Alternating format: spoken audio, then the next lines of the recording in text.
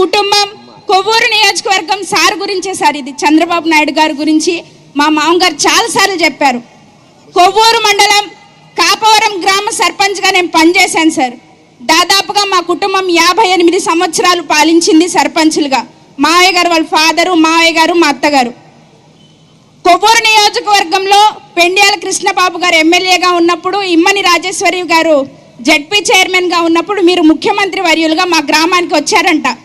వచ్చినప్పుడు ఈ కాంగ్రెస్ పార్టీ కండువా చూసి కృష్ణబాబు గారు, అప్పుడు మా అత్తగారు సర్పంచ్గా ఉన్నారు, ఉంటే కృష్ణబాబు గారు వాళ్ళందరూ కూడా వాళ్ళు కాంగ్రెస్ వాళ్ళు వద్దు, వాళ్ళని పిలవద్దు అని పిలవలేదంట సర్పంచ్ని.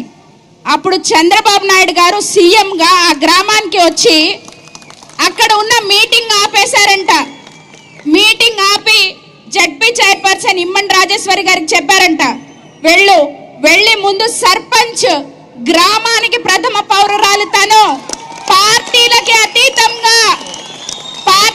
అతీతంగా ఆమెను తీసుకొచ్చి ఇక్కడ కూర్చోబెట్టాలి అని చెప్పినటువంటి మహానేతతో ఈ రోజున ఈ స్టేజ్ పంచుకున్నందుకు, ఈ అవకాశం నాకు వచ్చింది ఒక సర్పంచ్ గాని గర్వపడుతూ, ఇందాక నుంచి నేను పదే చూస్తున్నాను. మా రాజేంద్ర ప్రసాద్ గారు అంటున్నారు మా నిధులు దొంగలించబడ్డాయి.